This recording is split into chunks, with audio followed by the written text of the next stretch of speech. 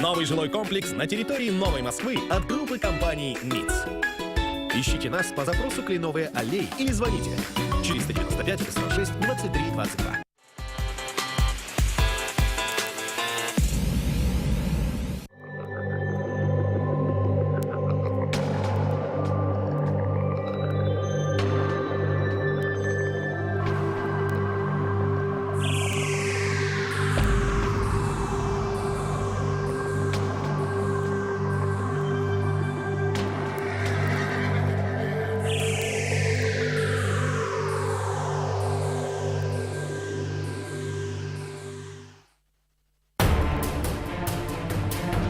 Мен кичинекей кезимде эжелерим күрөшүп калышчу. Күрөшкө атам өзү жетелеп келген. Биздин район боюнча мен жалгыз болчумун. Ошондон себеп мага спарринг партнер кыз жок, балдар менен күрөшүп калгам. Кыздар күрөшкөн болбойт, динге туура келбейт деп айткандар көп. Жакын адамдарым айткандай аябай оор.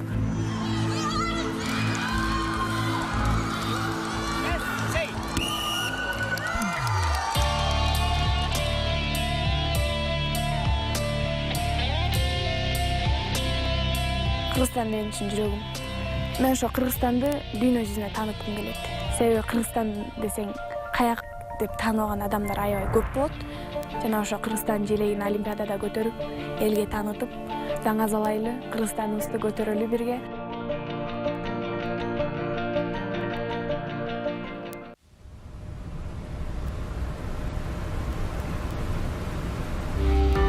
Сапарымдын башатынан баштап, ал менин жанымда болду. Мен ага көп нерседен милдеттүүмүн, анткени аарыгам түгүнүп, алдан тайганда ал мени колдоп турду. Мен ал аркылуу чыныгы досторду таптым.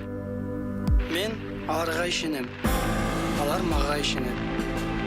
Анткени күч бирдикте. Ал менин күчүмө күч кошуп, бардыгы бирдей экенин билдирип турду. Экинчи тайм башталууда.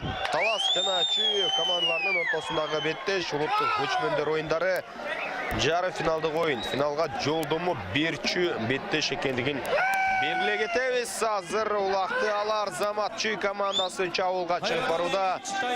Жана азыр сүрмө топ өз тапшырмасын аткарды. Мына эми чогуу көрөлү буга чейинки салымдарды эсиңиздерге сала кетели. Биринчи таймдын алкагында Чүй командасы 2 улакты салды. Сейитбек Анарбек уулу өзгөчөлөнүп, андан ары ошол эле Кубаныч Султан уулу ийгиликтүү болгондугун айта кетсек болот. Экранда Эламан Нурболот уулу азыр жекеме жеке көрүнүшү орун алат. Аудасбек Мырзабек уулу менен Эламан кирди. Талас Курама командасынын ар бир салган упайына $100. Демек, мына эми жекеме жеке бөлүнүшүн азыр байкайбыз. Аудасбек Мырзабек уулу, Эламан Нурболот уулу ортодо. Эламан Нурболот уулу эми жекеме жекече эмес, бирок ал мыкты чабуучу, жерден эңип алуу боюнча өтө күчтүү оюнчу. Андыктан ал атандаштан жууп кетиши мүмкүн. Ошол ой менен азыр команданы ортого киргизген болчу. Жерден жакшы илип бара жаткан кезде Аудасбектен улакты тартып алууга жетишип кое жаздады. Аксакалдардын жааматы акылын топтоо ушул жерде. Азыр эми улак жерде оюн бир аз тынчып калгандай. Экинчи таймга эми аттар дагы бир аз жуушуй десек дагы болчудай, оюнчулар дагы зор дегендей. Бири-бирине көнүп, оюн талаасына ыңгайланышып калгандыгын көрүүдө. Тактап айтсак, эми бул жаңы курулган ат майдан буга чейин деле тайгазан болгондугу айтылууда, бирок мына жаңыланып, атайын күн төшөлүп, мына оюнчуларга жаңы шарт түзүлгөндүгүн айта кетели. жерден еңіп алуға аракеттер жүріп жатат. Командалардың құрамын толығымен таныштырып өткенбіз. Азыр Еламан Нұрболатұлында жақсы мүмкіншілік бар. Жана Еламан Нұрболатұлы. Еламан Нұрболатұлының біз чауылдарын біз жақсы білеміз. Шындығында азыр жерден еңіп алар Азамат. Отандаштары еш нәрсені байқай алған жоқ. Азамат шындығында күшті чауылчы. Андықтан Шүй құрамасына қосылғандығы бұл көп нәрсені айгенелеп тұрат. Бұға чейін Сарыөзен Рассвет командасында ойнаған эми Еламан Нұрболатұлы Сарыөзендің негізгі құрамында ойнауға меніңше мүмкіншіліктері алды болуш керек. Екі команда бірге тұрған болса, клубтық деңгейде даже қандай игіліктерді жарата тұрғандығын біз жақшылы біліп сезіп тұрабыз. Ал учурда Астарқұл Табышев жерден уақыт алды. Есеп 3-0. Талас командасының авалы бір тойлы орлойд. Астарқұл жерді ойлаш керек. Қайрадан аракетін ұлғанту үшін ойынға қосылып жатқан кезде. Бұға чейінке салынған ұлақтардың арасынан шындығында Еламан Нұрболатұлының салған ұлағы таптақыр башқа үмітті болды. Жерден еңіп алар Замат Тайғазанға бар көрігітіп қой алды. Ал мезгілде жекеге ұлақ ташталат. 4-ші минут соңына шығып бара жатқан кезде Қуаныш Сұлтанұлы жана Алдасбек Мырзабекұлы ойын көрсөтүүдө.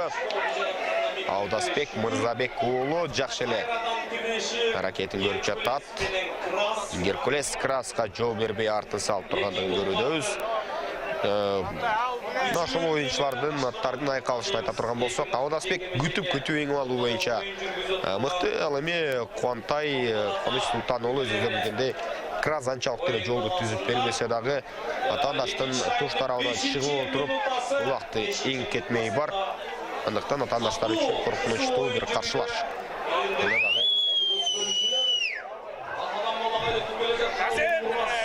Найме бірлей кетелі. Жеке көрініші. Алдасбек жерден уақытты алды. Оң тақымға басқандығын байқаудауыз. Азыр еме Тайғазанға салуға дағы ерте чауылды башташ керек. Аяғына чейін жеткіріп Тайғазанға барышы керек болады. Жана азыр еме шоғы байқап көрелі. Азыр қорғаны бөлігінде Қуаныш Сұлтанұлы ойын көрсетті. Алдасбек Мырзабекұлы Геркулес менен андан ары улантып ойнай алған жоқ. Аутқа шыға елекпе. Емі ғана аутқа шығып кеткендігін көрудөбүз. Жақшылы ортодон еңуді бирок андан ары чауылды жарата албай жатқан кезі. Талас командасында улақчыларында чауыл жоқ. Азырын чабуыл таймда олар алдыға шығып Тайғазанға жақындап бара елек. Ал эми Шүй облысының улақшылары өздерінің мүмкіншіліктерін, чауыл авалдарын атқару бойынша мықты ойынды көрсетіп жатат. Алар Замат әрбір мүмкіншілігін қолдан шығарған жоқ. Обет алардың қорғануысынан да қавар берет мұндай ойын. Әрбір ойыншының даярдығы қорғануда дағы, чауылда дағы көрініп тұрат. Азыр жекедегі еш аракет Қуаныш Сұлтанұлы жерден елу алды. Тақынға басып алған ішенен түрді шоға байланышты артын қарап, командалаштары жақшы позициядауы аны байқап тұрат. Жана чауылға шығып Тайғазанға ырғытуға аракетін жасап көрет. Жана есеп сандарын өзгертуге мүмкіншілік бар болчу. Айланы олтыру азыр ырғытуға жол іздеп жатқан кезде жақшылы Тайғазанға атыменен түйіне баруға аракетін көрді. Жана 4-ші улақ 4-0 есебін Қуаныш Сұлтанұлы жаратуда. Есеп сандары 4-0. Азыр қасибір көрмандар нашол ойында отыру алып таң қалыпта жатқандыр. Екі таймдың беттештің тақ ортосына жетелік мезгілде Шүй командасы 4-0 есебінде алдыға шығат деп ойлы болған көрермандар көп болғандар. Бирок Кубаныч Султановнун, ошол Эламан Нурболотовнун пикири таптакыр башкача болчу көрүнөт. Ал мезгилде мына эми кийинки жүрүштөр 4-0 эсебин жокко чыгаруу өтө татаал мындай беттеште. Бирок аракет кылыш керек. Азыр Талас командасы болгон күчүн жумшап жаткан мезгили. Атандаштарын азыр сүрмөт топ сыртка сүрүп чыгара алган жок, жана жогорку ылдамдыктагы чабуулга келе жаткандыгын көрүүдө Улан Насакеев. Улан Насакеев мына эми Тайгазанга жакындап калды, бирок сурулуп кете алган жок. Атандаштарынан каршылаштары канчалык аракет кылбасын, азыр улакты тартып ала элек. Рустам Тыналиев анын жанында бар. Рустам Тыналиев менен Улан Насакеев бири-бирине өткөрүп берип жакшы ойной тургандыгын билебиз. Азыр Тайгазанга келип калды, бирок коргонууда оюнчулар өз ордунда. Өзүңүздөр көргөндөй, андан ары жүрүштөрдү издейт. Улан Насакеев 5-чи улакты салууга жетишеби? 5-чи улакты ыргыта алган жок. Жана Тайгазан капталына тип ылдый сүрүлүп бара жаткан кезде кардан кармап калган. Ал учурда дагы да болсо мүмкүнчүлүк бар. Аутка чыгып кетишти. Бирок чабуул мыкты болду чынын айтканда. Улан Насакеев бул беттешти азырынча сала элек. Жашыраак оюнчулар, жерге ойногон оюнчулар чабуулдарын жыйынтыгына чыгарып мыкты деңгээлди көрсөтүүдө. Улан Насакеев эми кирип бир чабуулду өз мойнуна алып көргөн. Азыр эми балким жеке дегек болса, андан ары улантып көрөттүр. Кубаныч Султан уулу менен Кушчубай Илис уулу. Аудасбек азыр келген жок. Көрөк балким Кушчубай Илис уулун киргизип көрсөт туура болчудайбы. Ал Спартак аты менен ойноп жаткан кезде, бирок Спартак Геркулесте күчтүү эмес ортодо. Эң алуу боюнча балким Кушчубай Илис уулу ийгиликтүү болоптур. Кубаныч Султан уулу жерден үзүүдө улакты. Кубаныч Султан уулу такымга басты. Такымга улакты басты дагы, азыр Тайгазанды көздөй. Жай менен жыгып барууну көздөп турат, жана айланып барып Тайгазанга атты саябат беле беттештин так ортосуна келип жеттик. Туп-туура таза убакыт эсептесек 30 мүнөттөй оюн бар. Ал мезгилде жерден эңип алып мына эми Фархат Бейшекеев оюн жүргүздү. Фархат Бейшекеев Арнольд менен ойноп жаткан кези. Авайлаш керек, эң башкысы албетте кырсыксыз оюн. Кандай гана эмоциялар болбосун, көрөрмандардын күткөнү болбосун. Чындыгында биринчи кезекте ден соолук.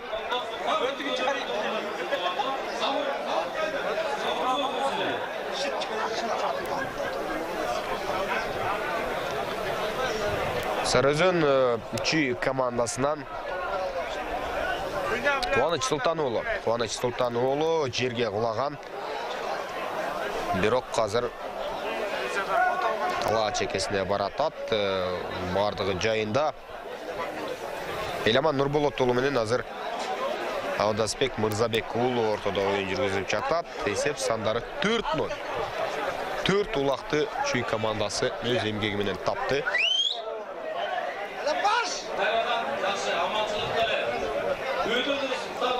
Финалга тете оюн экендигин айтып өткөнбүз албетте. Убакыт өткөн сайын артыкчылык өсүп барып, командалардын ортосундагы айырмачылык чындыгында байкалып баратат. Буга чейин эсиңиздерде болсо, тайпалык оюндарда дагы мыкты оюнун көрсөткөн командалар. Кийинки жарым финалдык оюнда Вош командасы менен Бишкек шаар ойнойт. Жана Чүй финалга чыга турган болсо эгерде эле кийинки беттеште Ош облусу чыга турган болсо анда мындан дагы чоңураак эсепти көрүп калышы мүмкүн. Эми божомолдор албетте. Ал мезгилде Аудасбек Мырзабек уулу оюн жүргүзүп жатат. Бирок Геркулес менен азыр бүлүктүгүн көрсөтө элек. Бактияр Жабагиев өткөрүп алгысы келген. Нуржан Мелисбек уулу барды. Жана Нуржан Мелисбек уулуна өткөрүп берди да такымга басып аракетин көрүшү керек болот. Коргонуу бөлүгүндөгү атаандаштардын оюну чындыгында өтө эле күчтүү. Азыр Нуржан Мелисбек уулу сол канат аркылуу чабуулга баратат, бирок жолдун жарымы дагы басылып өтө элек. Жана биринчи атаандашын экинчиси жазгырып өттү. Бул жолкусунда Тайгазанга жакындап бара жаткан мезгили, бирок коргонуудагы атаандаштардын оюну дагы да болсо өз жайында. Ошол эле Рустам Тыналиев келип жетти. Салымга азырынча жетише элек, бирок Тайгазан түбүндө экинчи таймдагы башкы чабуулдардын бири, дээрлик оюндагы алгачкы чабуулдардын бири десек дагы болчудай. Биринчи таймда бирок чабуулдар көбүрөөк болгон. Азыр Нуржан Мелисбек уулу ат ойнотуп жаткан кези командалаштары жанына бара албай жатат. Бирден атаандашын жаба албай жатат жана такымдан чыгарууга жетишкен жок. Андан ары Эламан Нурболот уулу жетип барды. Тайгазанга ыргытууга мүмкүнчүлүк таппай жаткан мезгили. Ошол эле Нурбек Юсупов бар. Нуржан Мелисбеков болушунча жол издеп жатат. Көпкө чейин такымда басып жүрүү дагы оңой эмес. Аутка чыгып кетти. Бул чабуулду жыйынтыгына чыгара алган жок. Бирок Нуржандан биз жакшы аракетти көрдүк. Чарчап калгандыгын да байкоодобуз. Эми оңой эмес чындыгында. Ат үстүндө жүргөндөй эле көрүнөт. Бардык тапшырманы, жумуштун бардыгын аттар жасап жаткандай эле сезиши мүмкүн. Бирок оюнчулар канчалык чарчай тургандыгы сырттан көп деле байкалбайт. Андыктан чоң эмгек аткарылды. Азыр экинчи таймдын бүтөрүнө 6 мүнөттөй убакыт бар. Жекеме-жекеде Кубаныч Султан уулу, Кушчубай Илис уулу, Крас жана Спартак аргымактары Крас менен Спартак. Кушчубай Илис уулу маал-маал менен улакты жерден ийилип кетип жатат. Лампадан чыкты, сол тарапка өткөрдү жана азыр аттын башын туура эмес жакка буруп жатат. Атаандашы чып жабышкандыктанбы? Такыр башка тараптын өзүнө бурулду. Кушчубайга жардам берүү үчүн Эрлан Төлөбеков келип жеткен. Анын натыйжасында мына эми кезектеги улакай ээлик кылуусу. Бул жолкусунда Кушчубай Илис уулу эки оюнчунун корчоосунда калды. Сейитбек Анарбек уулу бар. Рамзат Бөкөнбаев дагы бар. Жана өткөрүп берүүнү ишке жасады, ишке аткарды дагы. Азыр Эрлан Төлөбеков өзүнүн байрак аргымагы менен сол канаттан бара жаткан кези Эрлан Төлөбеков Майрамбек Рыспековго өткөрүп берди. Майрамбек Рыспеков азыр сол такымга алды дагы. Аут жакка жакындап баратат. Азыр эми ыргытууга бир аз калган мезгилде Сейитбек Анарбек уулунан мыкты коргонуу жалгыз өзү калган жана атаандашынын алдынан тосуп чыккандыгын көрө алдык. Майрамбек Рыспеков өзүнүн сүйгөн ыкмаларынын бири өз Тайгазанына жакындап барып, андан кийин атаандаштан өтүп кетүүнүн айласын издеп жатат. Сейитбек Анарбек уулу калышпай, артта калып калбастан оюнун улантып жаткан мезгили. Кала чегине жакын жерде оюн жүрүүдө. Рамзат Бөкөнбаев азыр сүрүп чыгарып коюшу мүмкүн болчу, бирок андан ары Сейитбек жетип келди.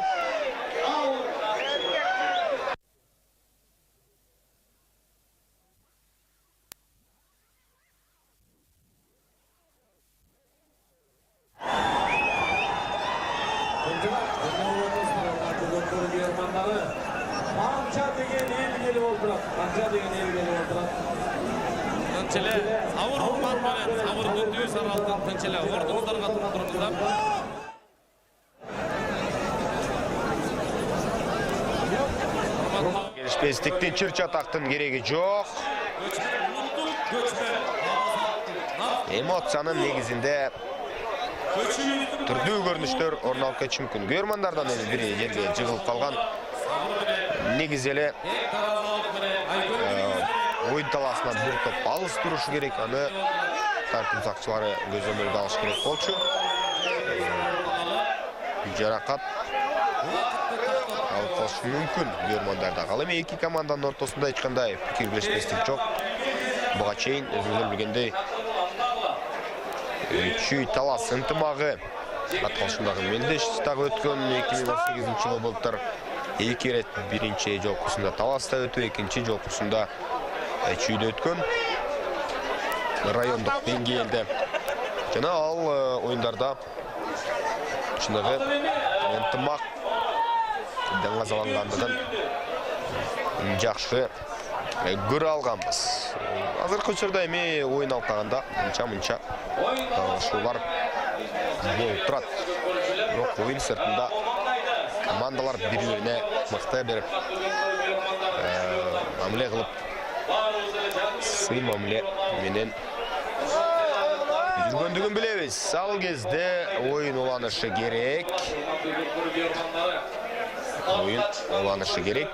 İkinci tayımdan bütörüne 2 minut vakit var. 2 minut. Aldığınız yerde boşalt olalım kişine hormatlı gökbörü görmanları ben kanca jolu maktanıp Talas'tın görmanlar çok ıntımaktan. Hattı bir tazalap koyalım. Bu betteşke kelgen görmandарды саны өтө көп чындыгында. Андыктан аларды бир деңгээлде башкаруу оңой эмес.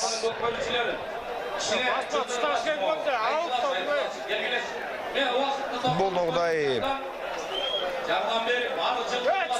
стадион болуп, эми ошол эле трибуналар эки тараптан тең болсо, балким görmandардын бардыгы батап келе анткени убакыт өткөн сайын, жыл өткөн сайын өзүңүздөр билгендей көрүүгө кызыккан görмандардын саны өсүп барат. Ал мезгилде Майрамбек Рыспеков тайгазанга жакындап калды жана атты башкара алган жок. Жетиштүү деңгээлде ыргыта албай калгандыгын байкоодо.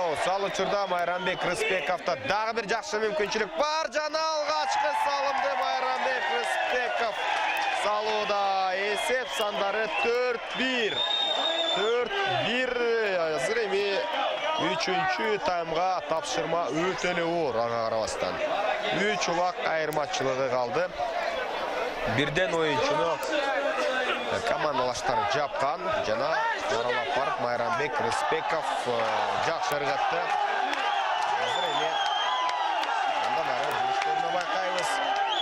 Талас командасынын бир убакты салгандыгы чындыгында оюнду чыңалтат. Ал мезгилде Астаркул Табышев Тайгазанга жакын калган мезгилде коргонууда мыкты оюнун чүй командасына Нурбек Юсупов көрсөттү. Нурбек Юсупов чындыгында мыкты. Андан ары Бактияр Жабагиев эңкейди, жете алган жок.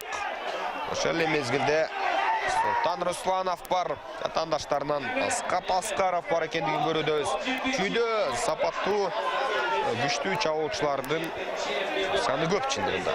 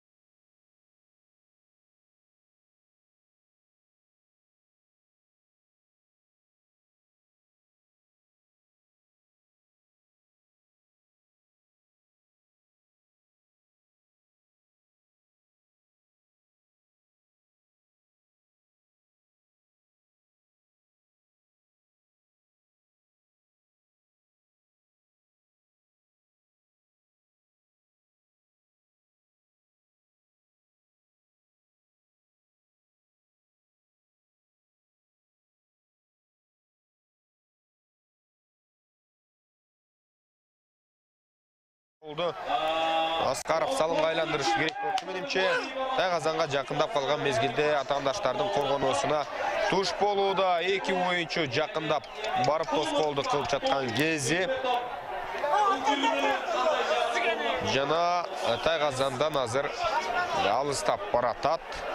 Экинчи таймдын акыркы секундалары жүрүп бара жатат. Аутка тараптар жакын жерде ойунун улантууда. Талашып ошунча Талас командасынын оюнчулары аракетин көрүүдө. Ошол эле мезгилде Марлес Койгелдиев дагы бар экендигин көрүүдөбүз. Жана Астаркул Табышев атаандаштарынан убакытты тартып алды.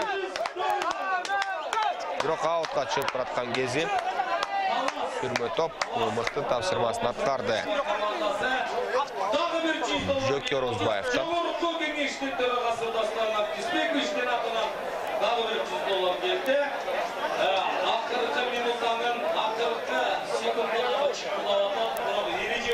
Жекеме-жекеде баягы эле оюнчулар. Аудасбек Мырзабек уулу менен Кубаныч Султан уулу, Крас жана Спартак. Жок, Метте Геркулес. Спартакты Кушчубай Элис уулу мене тургандыгын белгилей кетели. Кушчубай Элис уулу кайсы бир деңгээлде Аудасбекке караганда үйлүкүрөөк келип жаткандай. Азыр такымга басты, бирок башкы чекитке алып барат. Убакыт соңуна чыкты. Экинчи таймдын жыйынтыгы боюнча эсеп 4-1. Мына Талас ат майданы Райхан Алканов атабыздан 5000 сом Кудай буйрса. Жана ошондой эле Талас облусунун Көкбөрү федерациянын ардактуу ардагер жетекчиси Талас Бегалиевдин $100. Талас облусунун ыйгарымдуу өкүлү Марат Молдоновичтин жанагы ак жолтой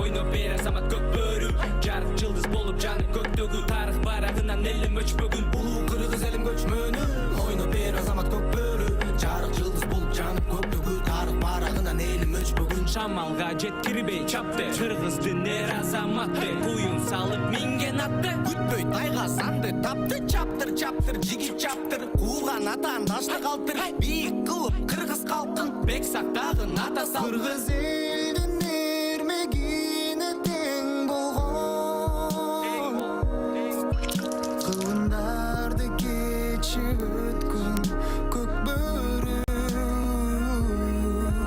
Эр азаматтардын сүйгөн оюну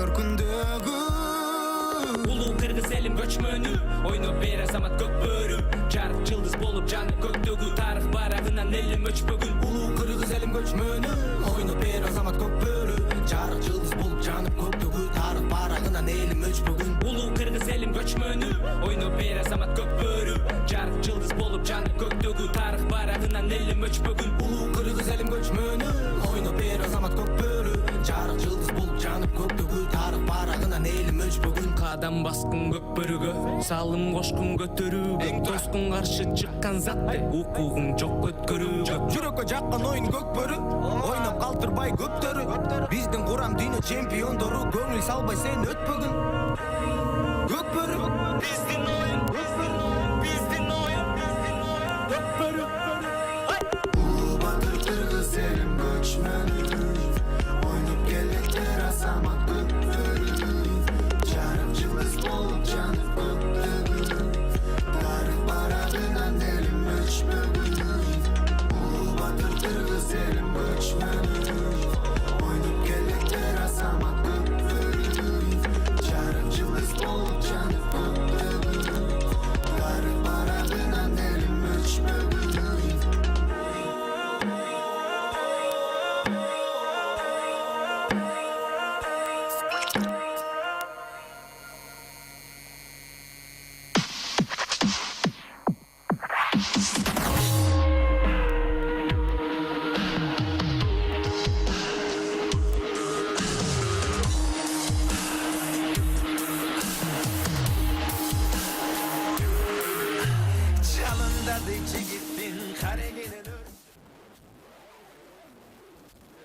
Samba.net'te.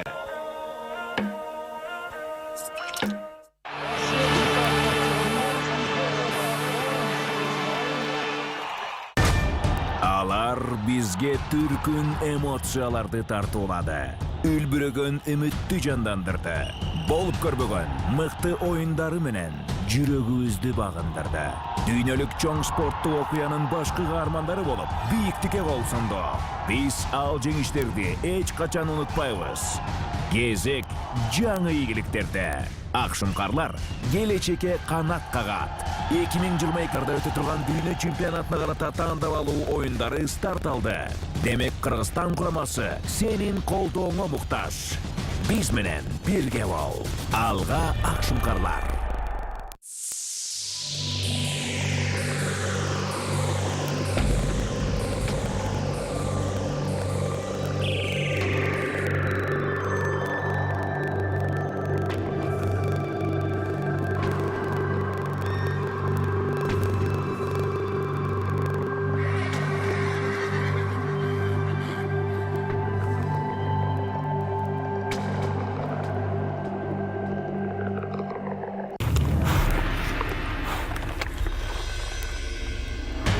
Vatandaşlarının tayqazanına жақындап берген мезгілі.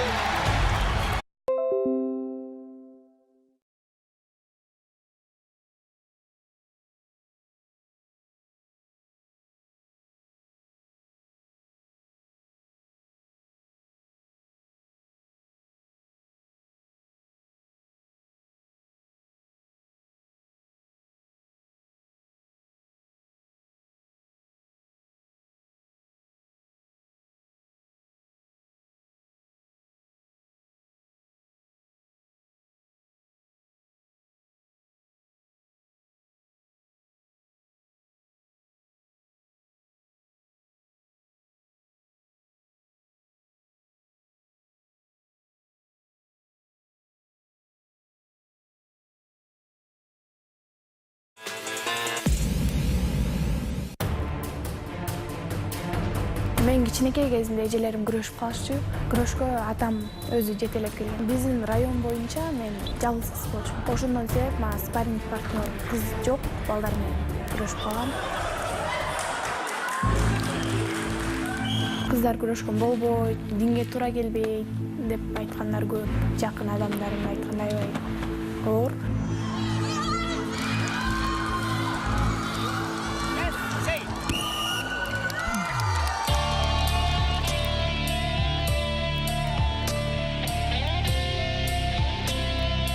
Кыргызстан менин үчүн жүрөгүм. Мен ошо Кыргызстанды дүйнө жүзүнө тааныткым келет. Себеби Кыргызстан десең каяк деп тааныбаган адамдар аябай көп болот. Жана ошо Кыргызстан желегин Олимпиадада көтөрүп, элге таанытып, даңазалайлы, Кыргызстаныбызды көтөрөлү бирге.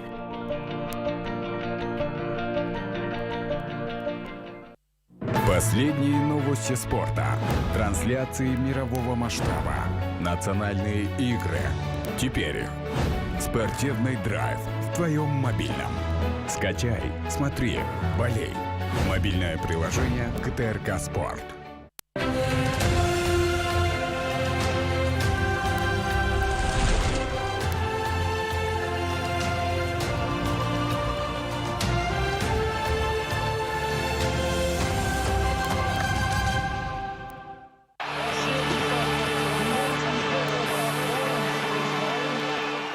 Төргө өткүлө деген элимени чыбакта айрыласын пейлинен Кыргыз эли кылымдарды карыткан эч ким бизди өчүрө албайт тарыхтан.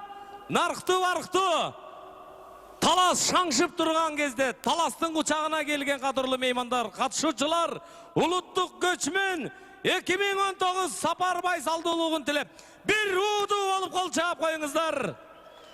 Алдыңыздарда эки аймагыбыздын байрагын көтөрүп келген Kurama komandanın 3-cü tayım. 3-cü bölükкө чакырабыз, урматтуу телекөрүүчүлөр. Талас жана Чүй облусунун улакчылары бири-бирине каршы беттешин улантат. Эсеп сандары учурда 4-1 3 улак айырмачылыгы бар. Бул артыкчылыкты кыскартуу, теңеп кетүү өтө эле татаал, бирок карабастан Талас командасы өжөрлүгүн көрсөтүп ойноп көрөт. аракетин жасап көрөт. Ал эми Чүй облусу болушунча эртерээк эсепте өстүрүүнү көксөйт. Ошондуктан улам 3-чү тайм буга чейинки таймдарга караганда дагы кызыктуу жүрө тургандыгын белгилей кетели. Ал мезгилде жеке көрүнүшү эми орун алышы мүмкүн. Албетте бул жерден көпкө чейин эгилбей турган болсо убакытта берилет дережеге ылайык. Ал учурда Астаркул Табышев эңип алууга жакын болчу. Азыр аутка жакындап калган мезгилде таштап кеткен. Андан ары чабууга аракетин көрүп жүрүшүн Астаркул Табышев жасап көрөт. Астаркул Табышев атты башкарып Нуржан Мелисбек уулуна өткөрүп берүүдө. Нуржан Мелисбек уулу оң такымга улакты алды. Атандашы артынан саят түшүп, Кубаныч Султан уулу оюн жүргүзүп жаткандыгын көрүүдөбүз. Нуржан Мелисбек уулу атын алмаштыргандыгын дагы байкасаңыздар болот. Андыктан кандай майнап чыга тургандыгын чогуу байкайлы. Азыр жогорку ылдамдыктагы чабуулга бара жаткан мезгили. Тайгазанга жакындап калды, бирок коргонууда оюнчулар бар. Рамзат Бөкөнбаев өз позициясында оюн жүргүздү. Нуржан Мелисбек уулу азыр Тайгазан түбүнө баруунун айласын издеп жатат. Жана эсеп сандары 4-2. Нуржан Мелисбек уулу 3-чү таймдын жүрүшүндө эсеп санын кыскартты. Эки оюнчу бири-бирине жардамдашууга көрүнөт, бирок албетте эмгек жана ошондой эле негизги ыргытуу Нуржан өзү жалгыз ыргыткан. Ооба Эрлан Төлөбеков ага жакшы жардам берейин деген, бирок колу илинбей калгандыгын көрдүк. Тайгазан чекесине түшүп, андан кийин түртүп салгандыгын көрө алдык. Дагы да болсо оюн кызыктуу деңгээлде уланат, урматтуу телекөрүүчүлөр. Анткени эки улак айырмачылыгы бул жол менен 17 мүнөттүн ичинде салынып калышы мүмкүн. Андыктан Чүй командасы дагы азыр абал кооптуу экендигин сезип калгандыгын көрүүдөбүз. Катар менен эки улакты ыргытты Талас командасы жана өздөрүнүн кийинки жүрүштөрүнө жолдорду издеп көрөт. Ал эми Чүй облусу тезирээк 5-чи улагына шашы керек болот. Жерден эңип алды Кубаныч Султан уулу жерден илди дагы. Аудасбек Мырзабек ууландан талашып жаткандыгын байкоодобуз. Жана кандай деңгээлде азыр чабуул жасала тургандыгын чогуу байкайлы. Чүй командасы ар бир атаандашын жаап тактикалык жактан чабуулга чөңкөрүүгө аракетин жасайт. Атаандаштары дароо эле чып жабышты. Аудасбек Мырзабек уулу Кубаныч Султан уулуна бекем кармалып турган мезгили жана сүрмө топ өз тапшырмасын аткара алабы. Атаандаштарды четте талабы чогуу байкайлы. Аудасбек Мырзабек уулу атаандашы менен талашкан, бирок команда башы жакындап келди жана аутка чыгып кетти. Аутка чыкты, жеке менен уланат. Азырынча экрандагы Рустам Тыналиев сала элек экендигин айта кетели.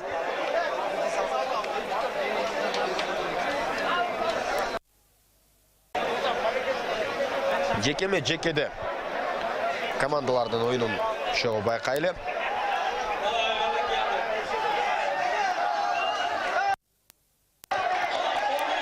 Кушчубай Илис уулу бул жолкусунда кирген. Кубаныч Султан уулу ошол эле крас аргымагы менен ортодо.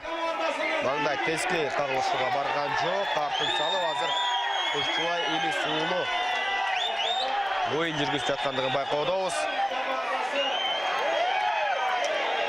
Жана Кубаныч Султан уулу жакшы четтетти. Атаандаш эң эр мезгилде капталды салып, азыр капталдап крас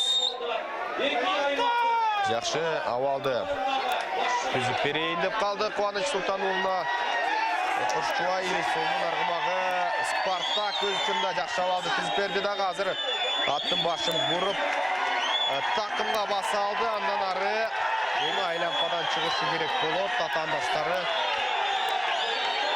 жекени бул жолкусунда алдырып койду. Кушчубай Илис уулу улак менен Тайгазанга жакындап бара жаткан кезде жана Эки ойынчы bir-birine жана шадайга ойын жүргүзөрүнө аз калган болчу. Артка барууга аргасы Сейитбек Анарбек уулу коргонууда.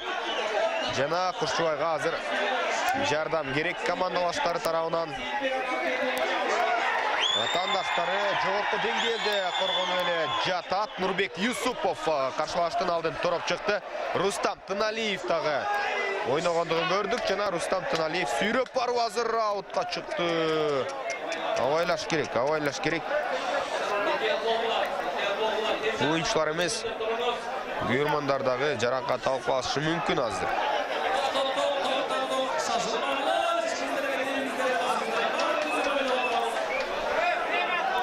Эми oyun абдан кызык. Аларды да түшүнсө болот чындыгында көрөрмандарды.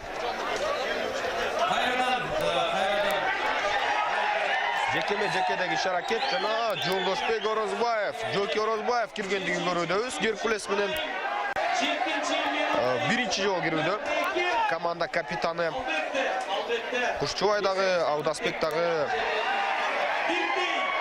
буга чейин дароо эңип ала алган эмес. Жоки Орозбаев улакты таамай такымга басты. Анын жыйынтыгы боюнча чогуу көрөлү. Чабуулга чыгууга аракет жасап көрөт. Сейитбек Анарбек уулу жакшы эле коргонууну ишке ашырды. Жана Нуржан Мелисбек уулу азыр улакты алгандыгын көрүүдөбүз. Атты алмаштырып минген, ал торнадо менен жүргөндүгүн байкоодобуз. Жана Тайгазанга жакындап калган мезгилде Чүй командасы коргоно алабы, жокпу чогуу көрөбүз. Нурбек Юсупов бар, Рустам Тыналиев камчылап командалаштарынын жанында. Жана улакты азыр Нуржан Мелисбек уулу алып келе жаткан кези ыргыттар малда атандашы Сейитбек Анарбек уулу келип калды. Жана Сейитбек дагы Нуржан дагы жерде. Жок, Рустам менен Нуржан жерге кулаган. Ал мезгилде кайрадан ир үстүнө кайтат. Уақыт азайгандан азайып бара жаткан кези чабуулдар боюнча 3-чү таймда Чүй командасы бир дагы чабуулга бара элек. Ал эми таластын аракети күч, алар утулуп жатат, алар күчтүүрөөк ойнош керек. Өзүлөр билгендей футболдо деле утулуп жаткан команда акыркы мүнөттөрдө мыктыраак ойной баштайт. Алар тоокелчиликке көбүрөөк бара баштайт. Андыктан түшүнүктүү. Ал учурда Тайгазанга жакын жерде окуя дагы да болсо өнүгүүдө. Кимиси убакыт алды. Эламан Нурболот уулу. Азыр аутка чыгып кетти. Есеп саны Аутка чыкты. Биринчи таймды Талас командасы сапатсыз өткөргөндүгүн айта кетели. Экинчи таймда өткөргөндө эки улакты ыргытып кеткен. Жок, бир улакты ыргыткан, жана 3-чү таймдын башталышында бир улакка салынды. Жоки Орозбаев менен кайрадан эле Кубаныч Султан уулу ортодо. Кубаныч Султан уулу улакка биринчи болуп жетти. Жана такымга басуунун айласын издеп көрөт.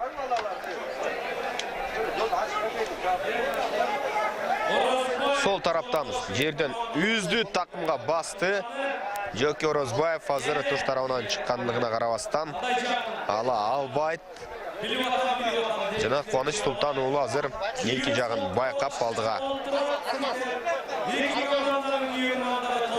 чыгып көрөт. Кубаныч Султан уулу жогорку ылдамдыктагы азыр чабуулга бара жаткан мезгили аягына чейин чап азыр Жоки Орозбаев коргонууда ойноп жатат. Тайгазанга жакын калды. Жана азыр 1-1 Тайгазандын түбүндө оюн жүрүп жаткан мезгили. Байкаңыздар, азыр Чүй командасы бир дагы атаандашын жолотпостон тактикалык жактан мыкты жапкан атаандаштарын ошого байланыштуу бирден оюнчу эле бар. Султан уулу Кубаныч азыр бошоно турган болсо дароо эле улакты ыргытууга дайым болот болуш керек. Эрлан Төлөбеков келип жана андан ары кандай болот болду экен чогуу байкайлы. Кубаныч дагы да болсо такымга басып жүрөт жана кезектеги салым 5-2. Атаандаштарын өзүңүздөр көргөндөй бирден жаап Анда есеп сандарын 5-2-ге айландырды.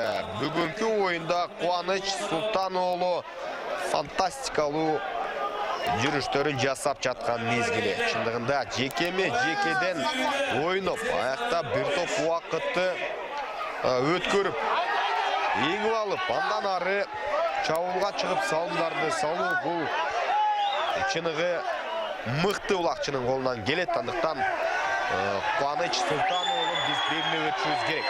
Ал учурда кезектеги чабуул жана Тайгазанга жакындап барып Кыргызтууга жол издейт, бирок атты башкара албай барат. Жана Майрамбек Рысбековдун ыргыткан улагы жерде Тайгазан түбүнө түштү. Еңіп алуға аракет кылат. Эламан Нурболот уулу дарбалар замат чабуулга угана таркылуу бара жаткан кезде Эламан Нурболот уулу атадаштарынан жакшы эле качып баратат. Жана бул жолкусунда аутка чыкпастан дагы да болсо таба чегинде Дастан Сагынбек уулу кирди оюнга. Астаркул Табышев дагы бар. Абайлаш керек. 9 мүнөттөй ойын бар, чогуу көрөлү. Жана командалардын жүрүшү бир аз азыр тыныгат, анткени жеке. Бул беттеште жалаң чабуулдар эле болсо гана чындыгында эки команданын аткаруусунда азыр чогуу көрөбүз. Мыкты полуфиналдык беттеши. Жекеме-жекеге бирден оюнчулар кирет. 8 мүнөт убакыт бар. Улак айырмачылыгы 3 упайды түзүп турат. 5-2. Ал мезгилде жерден Кошчубай Илис уулу эңип алууда. Эки командага тең $100 берип отурат. Мына кайсы команда деген? Кошчубай Илис уулу